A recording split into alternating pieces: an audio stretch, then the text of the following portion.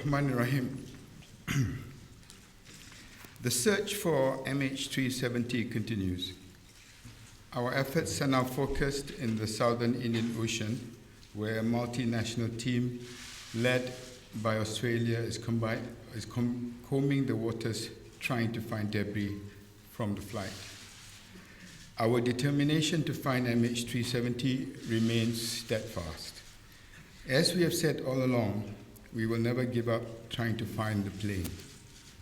In order to bring closure for the families and to establish exactly what happened to MH370. Australia, China, and France have already released satellite images showing objects that may be related to MH370. Yesterday, on the 25th of March, the Malaysian Remote Sensing Agency, MRSA, received new satellite images from Airbus Defence and Space, which is based in France, and these images were taken on the 23rd of March. MRSA analyzed the images, and in one area of the ocean measuring some 400 square kilometers, were able to identify 122 potential objects. Some objects were a meter in length, others were as much as 23 meters in length. Some of the objects appeared to be bright, possibly indicating solid material. The objects were located approximately 2,557 kilometers from Perth. We will issue a handout showing their location after this press conference. MRSA's findings were immediately forwarded to the Australian Rescue Coordination Centre in Perth yesterday. It must be emphasized that we cannot tell whether the potential objects are from MH370. Nevertheless, this is another new lead that will help direct the search operation. We have now had 4 separate satellite leads from Australia, from China, and France, showing possible debris. It is now imperative that we link the debris to MH370. This will enable us to further reduce the search area and locate more debris from the plane. Australia is leading the search effort in the southern Indian Ocean, based out of Perth. Malaysia continues to play a coordinating role. All countries involved are displaying unprecedented levels of cooperation that has not changed. Australia has divided the search area into 2 sectors, the east and the west. Today the weather has improved, and 12 planes will travel to the search area, 6 in the east sector and 6 in the west. In the east sector, searches will be conducted by 1 Australian P-3 Orion and 3 Australian civilian aircraft, 1 Chinese Illusion IL-76 and 1 New Zealand P-3 Orion. In the western sector, searches will be conducted by 1 US P-8 Poseidon, 1 Korean P-3 Orion, 1 Japanese P-3 Orion, 2 Australian P-3 Orions, and 1 civilian aircraft. 2 ships will also join the search operations. Yesterday, HMAS Success was redeployed to the south of the search area due to bad weather. Today, the ship has returned and will support the search operations in the west sector. Meanwhile, the Chinese ship Zulong has today been deployed to the east sector. A Japanese Coast Guard Gulfstream aircraft left Subang this morning for Perth to join the search operation. As I mentioned yesterday, the search operations in the northern corridor and in the northern part of the southern corridor have been called off. The Ministry of Foreign Affairs has sent diplomatic notes to all relevant countries to formally inform them of this change. Before I continue, I would like to convey our appreciation to the Australian authorities, and in particular to Prime Minister Tony Abbott, for making such an extraordinary contribution to this search operation. Chinese Special Envoy. Today, the Prime Minister met with Excellency Zhang Yexui, the Chinese Vice Minister of Foreign Affairs, and also the Special Envoy of the Government of China. I also met with His Excellency this afternoon. During our conversation, His Excellency conveyed China's commitment to continue and intensify the search operation in any way possible and to deploy any assets that may be required. Malaysia has provided His Excellency and his delegation with a full update on the latest information from Inmarsat. His Excellency and his delegation also received a comprehensive briefing from the international technical team. As I mentioned yesterday, based on the new information provided by Inmarsat, we have established an international working group. The agencies involved in this working group include Inmarsat, AAIB, the Chinese CAAC and AAID, NTSB, FAA, Boeing, and Rolls-Royce, as well as the relevant Malaysian authorities. The role of the working group is to help try and refine the Inmarsat data and, if possible, more accurately determine the final position of MH370. I should like to note that the CEO of Malindo Airlines, Chandra Ramamurthy, has joined me on stage today, and he will be able to answer any questions that you might have. And as announced yesterday, MAS is now taking a lead in communicating with the families and is conducting their own press conferences. MAS will hold another press conference tomorrow regarding that. New satellite images continue to provide clues in the search for MH370, ladies and gentlemen. And with improved weather conditions, aircraft are now able to investigate objects of interest. I would like to thank, once again, our international partners, and once again for their continued support and assistance. The search for MH370 and the investigation into what happened on board the flight is now a truly international effort. Thank you. Okay, ladies and gentlemen, Q&A session. We will open to the local media first and then followed by the international media. So I will start right at the back, please.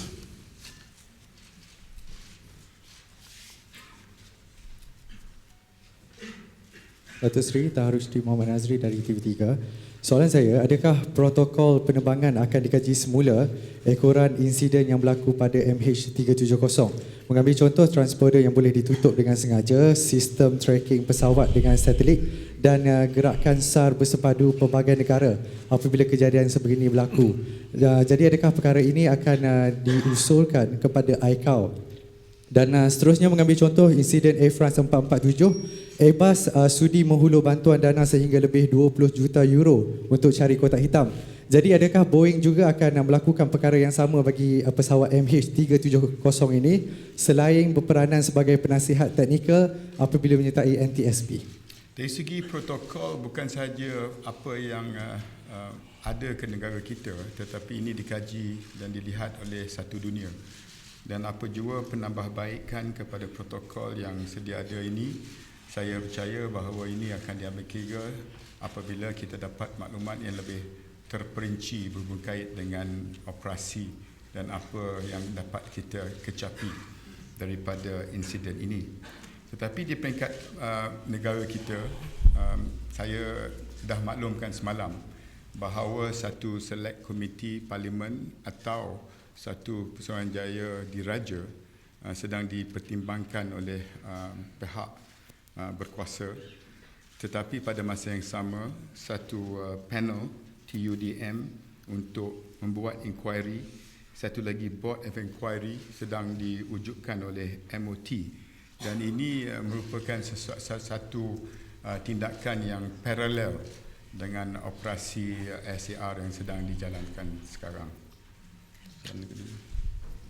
Pada lazimnya setiap laporan kemalangan akan dikaji oleh ICAO dan laporan kemalangan tersebut perlu dihantar kepada ICAO dan ICAO akan mengkajikannya dan akan mengkaji apakah yang berlaku, apakah usul-usul yang patut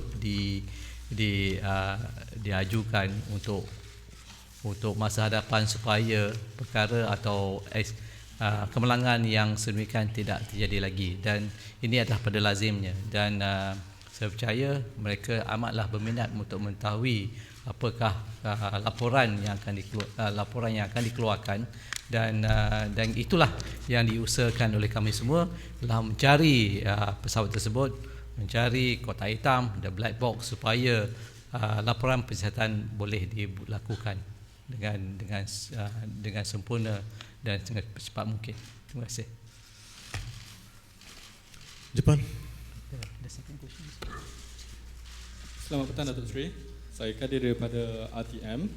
Saya ada satu soalan untuk Datuk Seri dan satu soalan untuk CEO Malindo A. Okay, Datuk Seri, semalam sebahagian daripada saudara penumpang ataupun waris daripada China telah membuat tunjuk perasaan di depan kedutaan kita di Beijing. Minta komen Datuk Seri sedikit berkenaan dengan perkembangan keselamatan di sana, dan bagaimana pula kawalan sistem keselamatan yang berada di sana untuk pekerja-pekerja di kedutaan kita. Dan untuk CEO Malindo, berkenaan komen sedikit berkenaan dengan insiden enjin pesawat yang dalam penerbangan ke Terengganu yang terbakar pagi tadi. Dari segi keselamatan kedutaan kita, saya dimaklumkan berada dalam keadaan yang terkawal, dan perkembangan berhubung kait dengan tindakan-tindakan segelintir mereka yang terlibat ini, saya telah pun maklumkan kepada delegasi daripada China yang diketuai oleh envoy yang juga telah berjumpa dengan Yang Amat Berhormat Perdana Menteri. Ini akan ditangani bersama negara China dan negara kita. Selamat petang. Pagi tadi penerbangan Malindo OD 1804 dari Subang ke Kuala Terengganu, kira-kira 7,000 feet, kapten pesawat mendapati bahawa sistem fire detection system itu triggered. You see? Setelah fire detection system triggered, kapten tanpa membazirkan apa-apa waktu terus divert back pesawat tersebut ke Subang. Dalam masa 7 minit hingga ke 10 minit, kapten berjaya mendivert pesawat tersebut tanpa ada apa-apa kecederaan kepada maupun kru atau penumpang. Semua penumpang berjaya di landed in Subang pagi tadi. Thank you. Okay. Pak Tegang.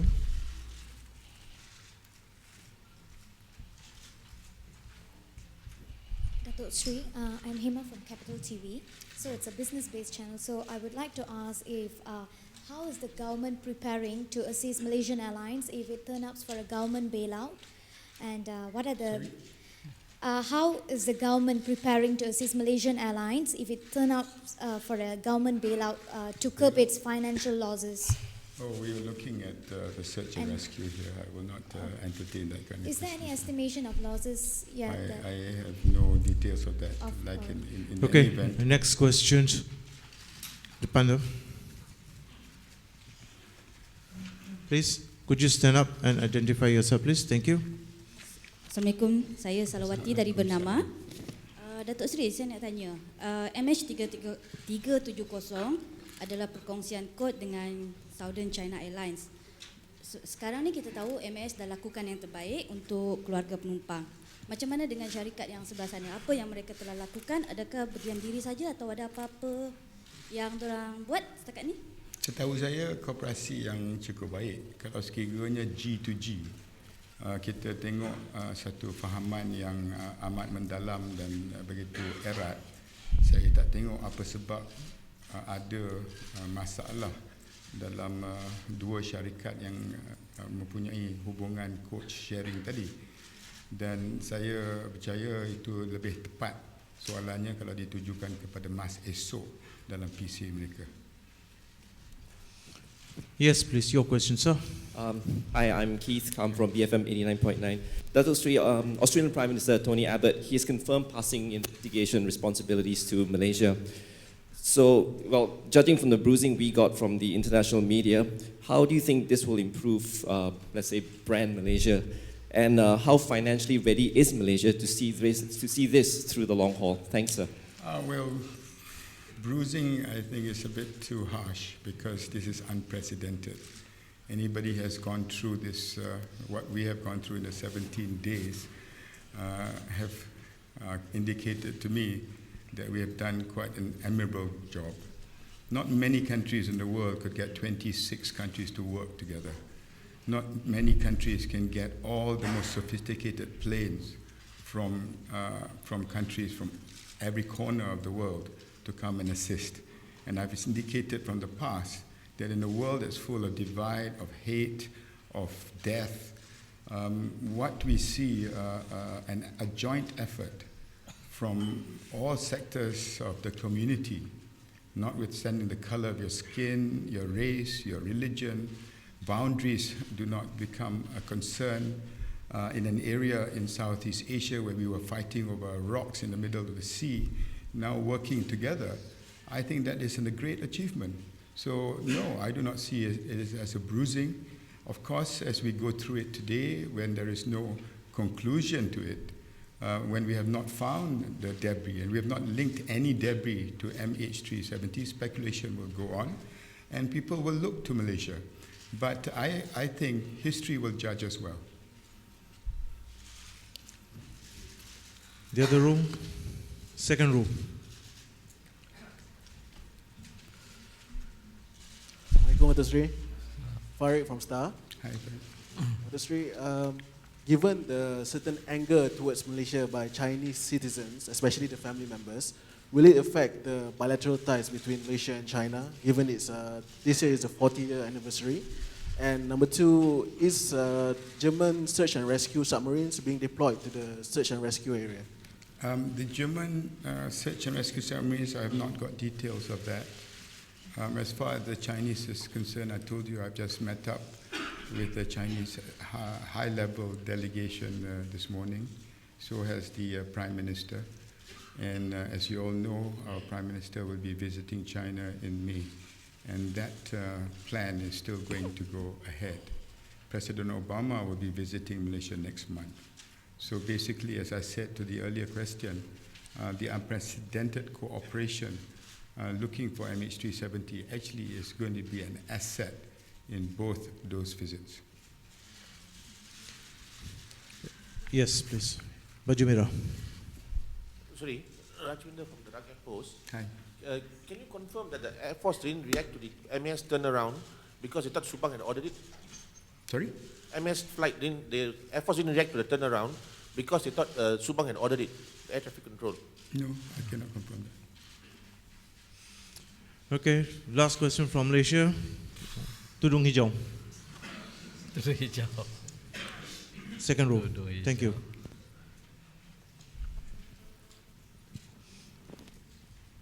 Datuk Sri Rosma daripada RTM. Datuk Sri, baru beberapa A bit louder, please. Baru beberapa ketika kita dikejutkan dengan insiden yang paling dahsyat MH370 and then tadi melibatkan Malindo Air and then ada beberapa yang melibatkan MAS dari segi teknikal. Datuk Sri, adakah Datuk Sri bersetuju dengan pandangan inilah masa yang paling sukar, paling mencabar dalam industri penerbangan negara? Macam mana Datuk Sri? Ini merupakan sesuatu yang cukup luar biasa dan pengesahan daripada pakar-pakar dan pemimpin-pemimpin dunia oleh kerana sehingga hari ini kita dapat mengesahkan lokasi sebenarnya pesawat ini menunjukkan ini satu perkara yang sukar untuk satu dunia, bukan sahaja untuk negara kita. Tetapi pada masa yang sama dalam ujian ini saya tengok ada hikmah. Pertamanya rakyat Malaysia bersatu padu. Tak kira latar belakang, tak kira ideologi politik semalam di parlimen, kita tengok kerajaan dan pembangkang menyokong 100% usul yang dibentangkan oleh Yang Amat Berhormat Perdana Menteri. Keduanya kita tengok semua telah mendoakan, tak kira daripada agama mana, untuk pesawat. Dan ini hikmah dalam ujian yang saya tengok bukan sahaja boleh membantu kita dengan menyuntik semangat untuk pasukan saya ni terus memberikan fokus kepada mencari pesawat berkenaan dan mengenal pasti sekiranya ada debris. Debris itu ada kaitan dengan pesawat MH370, dan kalau sekiranya jawapannya ya, bagaimana kita nak cari kotak hitam itu yang membawa cabaran yang lain pula. Saya percaya itulah sesuatu yang akan membantu kita. Jangan tidak memutus asa, terus memberi fokus walaupun spekulasi dan tuduhan pelbagai daripada hari pertama itu tidak mengganjak dan mengalih pandangan pasukan saya daripada fokus yang sebenar, iaitu untuk melakukan pencarian dan penyelamat, dan banyak yang telah kita lakukan sehingga hari ini yang boleh hari ini memperkecilkan kawasan yang dicari. Okay, we go to international circuit. Front row, gentleman in the blue shirt, please. Danny, Please, the South China Morning Post. With this new development from Airbus with these images, how will that reflect into the search in the southern Indian Ocean? I can show you the visuals which I'll be distributing to you. And these are the visual images. As you can see, it was an incredible feat because it was covered all by cloud. There were pockets in the clouds that we identified, and the white dots were the debris. This debris were then calculated, and the size of the debris and the latitude and the longitude of it has also been identified. It is not very far from the object cited by the Chinese government, which is over here, and the Australian government, which is over there.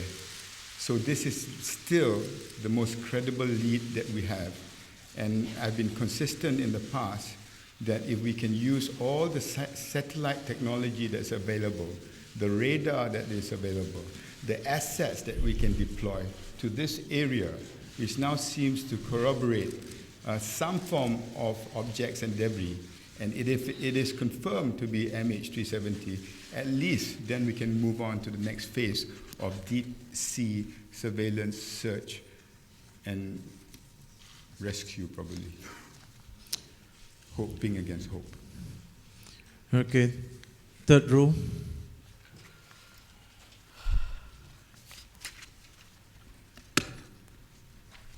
Keith Bradshaw, New York Times. Hi. Is it possible to visit that aircraft site today, or excuse me, possible to visit that possible debris site today, or does that need to wait until tomorrow because it's been identified too late today? Yeah. And also, is there signs that it is drifted? I mean, is this an area with active currents, or is this part of your original search area? Thank you.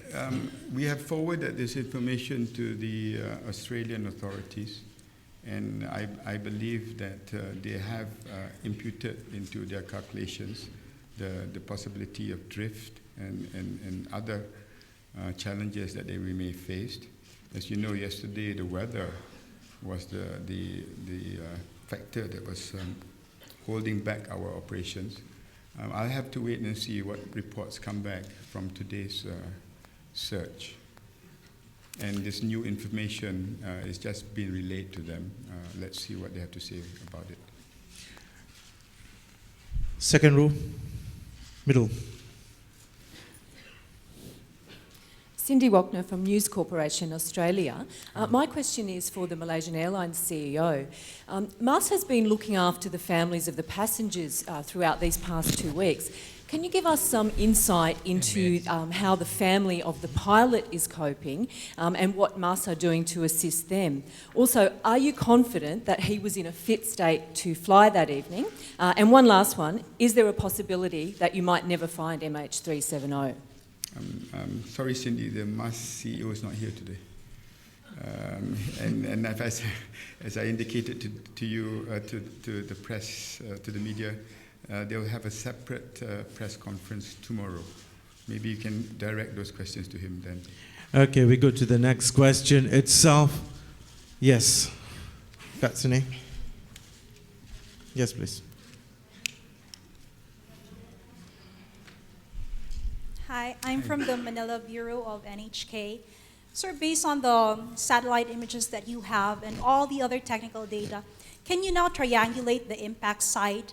And as to the new images from the Malaysia Remote Sensing Agency, would you consider that area that they have identified to be the debris field already? As I said, that question must be broken up into 4 aspects. Firstly, if you want to triangulate that arrow and narrow it further, when you're talking about satellite data, not only in MASET, but we have roped in AAIB, that was announced earlier, and then you've got the Chinese CAAC and AAID, NTSB, FAA, Boeing, and Rolls-Royce, who are now sitting down and trying to do exactly what you've been asking, relating to satellite information. Then we've got radar information that needs to be analyzed. That is military and also civil, and we've been doing that from day one. Thirdly, which is happening right now, is the deployment of the assets in the air and on the sea. And the more vessels that are deployed in those areas, we can narrow it further. And the 4th limb, like I said, is to increase the number of experts that can come on board. So it's been a natural progression from the beginning. We have narrowed the area, we have identified what we need to do, and we also are now looking ahead in the event that we do find debris, what is our next step? In the event that we do find a black box, what do we do? These are all being taken into consideration right now. Okay, on this side. Yes, second row, white shirt. Hi, Jason here from the Wall Street Journal. China has demanded Malaysia hand over satellite information and several other investigation data. Has Malaysia complied? Are you planning to hand over those data to the Chinese government? You have handed over? Yes. Yeah, okay. At the back, please. At the back, at the back.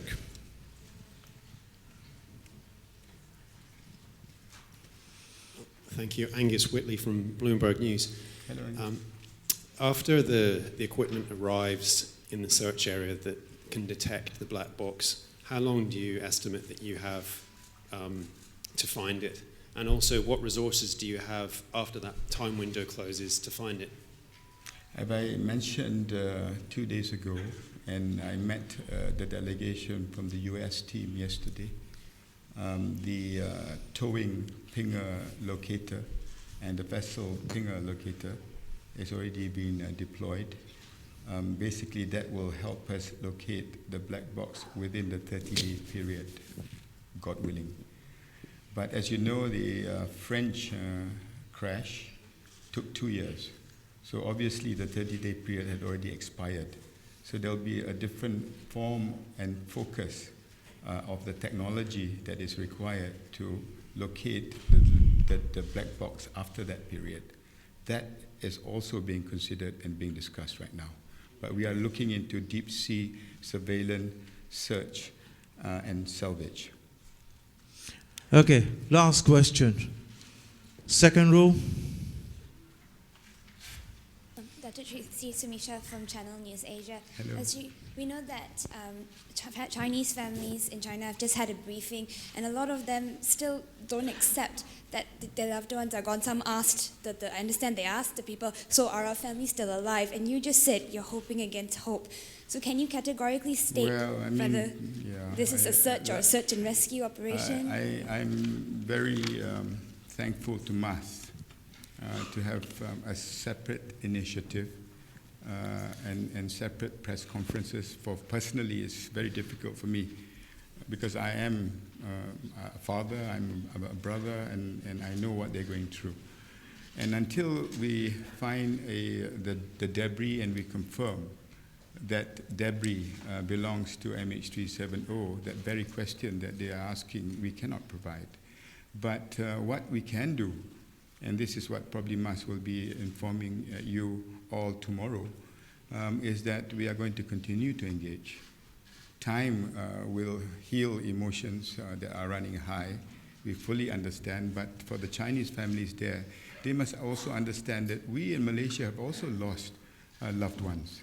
There are so many other nations that have lost loved ones. I've seen some images coming from Australia, very rational, understand that this is a global effort, not blaming directly on Malaysia because we are coordinating something that is unprecedented. So this will be relayed to media tomorrow by MAS, and I believe they will have more information from the high-level team that has been sent by the Prime Minister to Beijing after coming back to KL only for a day, and they left last night. There will be more information about that tomorrow. Thank you very much, ladies and gentlemen. Okay, with that we conclude the session for today. Thank you very much.